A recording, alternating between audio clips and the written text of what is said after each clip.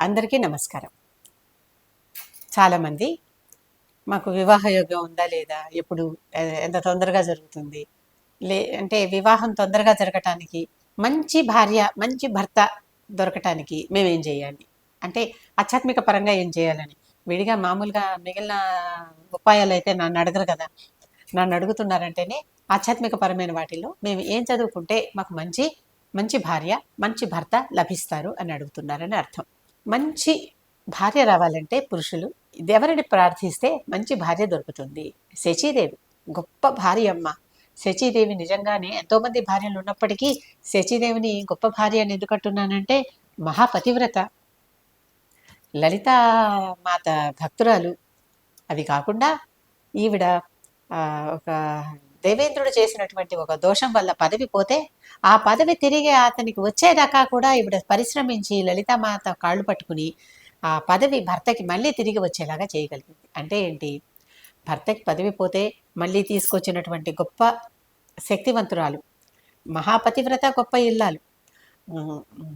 ధర్మ మార్గం తెలుసు, భక్తి మార్గం తెలుసు, పతివ్రత మార్గం తెలుసు. ఇంత గొప్ప ఇల్లాలు ఎవరికైనా ఇలాంటి ఇల్లాలు ఉండాలని కోరుకుంటుంది కదా. కనుక అలాంటి ఇల్లాలు కావాలంటే ఏం చెయ్యాలి? ఇది కోరిక. ఈ కోరికకి ఆవిడనే పూజిస్తూ దేవేంద్రాణి, ఆవిడ ఇంద్రాణి, శచీదేవి, దేవేంద్రాణి, ఇన్ని పేర్లు ఉన్నాయి ఆవిడకి. ఆవిడని పూజిస్తూ ఆవిడకి శ్లోకం అన్నమాట ఇది. ఓం దేవేంద్రాణి నమస్తుభ్యం దేవేంద్ర ప్రియభామిని. దేవేంద్రాణి నీకు నమస్తు చేస్తున్నాను. నువ్వు ఎవరివి? దేవేంద్రుడికి ప్రియభామినివి. నమస్సు చేస్తున్నాను. వివాహం భాగ్యం ఆరోగ్యం శీఘ్రలాభంచ దేహిమే. నాకు వివాహ లాభం తొందరగా ఇవ్వమ్మా. అక్కడ అంటూ ఏమంటున్నాడు? వివాహ భాగ్యం ఆరోగ్యం అంటే అది ఆరోగ్యకరమైనటువంటి భాగ్యకరమైనటువంటి ఆ వివాహ లాభాన్ని నాకు తొందరగా ఇవ్వమ్మా అని శచీదేవిని పూజించటం. ఈ శచీదేవిని పూజిస్తూ ఇది చేయటం వల్ల తప్పనిసరిగా చక్కటి భార్య, మంచి భార్య, కొత్త లాభం కలుగుతుంది అనేటటువంటిది ఈ శ్లోకంలో మనకు తెలుస్తోంది. శచీదేవి లాంటి ఉత్తమ ఇల్లాలని పూజించటం ద్వారా మనకు కావాల్సినటువంటి గొప్ప ఇల్లాలని భార్యగా పొందేటటువంటి అవకాశం ఇవ్వమని పెళ్లి కావాలన్నటువంటి పురుషులందరూ ఈ కోరిక కోరుకోవచ్చు. ఈ యువకులందరూ ఈ కోరిక కోరుకుని ఈ పద్యం చదువుకోవచ్చు. ఈ శ్లోకాన్ని మీ పూజ గది దగ్గరికి వెళ్ళి అక్కడ శచీదేవి లేకపోయినా ఆ ఉన్నది మాతనే ఎవరుంటే అక్కడ ఆ మాతనే శచీదేవిగా భావిస్తూ లేకపోతే మనసులో శచీదేవిని సంస్మరించుకుంటూ ఈ శ్లోకం చదువుకుని కనీసం ఒక మండలం రోజుల పాటు చేయండి. ఏ దీక్ష చేసినా ఏదైనా ఓ మండలం పాటు చేయండి. ఆ చేసేటప్పుడు కూడా రోజుకి ఈ శ్లోకాన్ని 11 సార్లు చదువుకోండి. రోజుకు 11 సార్లు ఒక 41 రోజులు ఈ మంత్రాన్ని చదువుకుంటే చక్కగా పురుషులకి మంచి కన్య వివాహంలో భార్యగా దొరికే అవకాశం ఉంది. ఇక స్త్రీలు వారేం చెయ్యాలి? మరి వారికి కూడా మంచి పురుషుడు కావాలి కదా భర్తగా. అటువంటప్పుడు స్త్రీలు వారు ఏం చెయ్యాలి? దాని గురించి కూడా తెలుసుకుందాం. వివాహం కావాలని కోరుకునేటటువంటి అమ్మాయిలు చక్కటి భర్త కావాలి. ఆ భర్త వాళ్ళ మనస్సుకి రమింపజేసేలాగా ఉండాలి. మంచివాడు కావాలి. అటువంటి వారు కావాలి అని కోరుకునేటటువంటి వారు చక్కగా కాచాయిని వ్రతం చేసుకుంటే ఆ కాచాయిని వ్రతంతో పురుషులకే మరొక శ్లోకం కూడా ఉంది. మంచి స్త్రీ కావాలని కోరుకుంటున్నప్పుడు వారు పత్ని మనోరమాం దేహి మనోవృత్తానుసారిణి తారిణి దుర్గ సంసార సాగరస్య కులోద్భవాం. ఇది శ్లోకం. అంటే ఏంటి? పత్ని ఎలాంటిది కావాలి? మనోరమాం, మనసుకి రమింపచేసేలాగా ఉండాలి. మనోవృత్తానుసారిణి, నా మనసును బట్టి తను కూడా చెల్లించేదిగా, అనుసరించేదిగా, నా మనస్సును అనుసరించేదిగా, నా మనసులో ఉన్న భావాన్ని బట్టి తను కూడా ప్రవర్తించేదిగా అలాంటి స్త్రీ కావాలి. అంతేనా?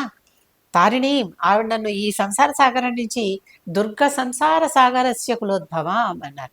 ఈ దుర్గ సంసార సాగరం ఉందే, దుర్గమం అంటే కష్టమైనటువంటి సంసార సాగరం నుంచి నన్ను తరింప చేయాలి, అంటే నన్ను దాటించాలి.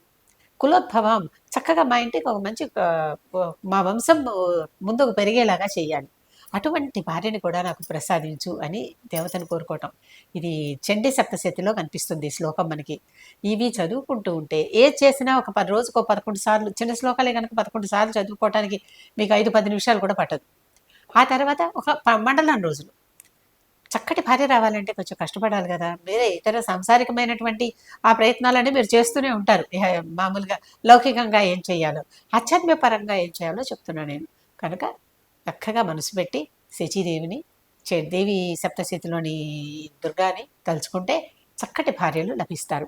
పురుషులు వారు కోరుకున్నటువంటి, వారికి సహకరించేటటువంటి, వారి మనసుకి నచ్చేటటువంటి, వారు మెచ్చేటటువంటి భార్యలు లభిస్తారు. ఇంకా స్త్రీలకి వీరేం చెయ్యాలి? ఈ స్త్రీలకి బాగా చక్కగా చెప్పినటువంటిది కాత్యాయని వ్రతం. ఈ కాత్యాయని వ్రతం మొట్టమొదట రుక్మిణీదేవి చేసింది శ్రీకృష్ణుడి కోసం.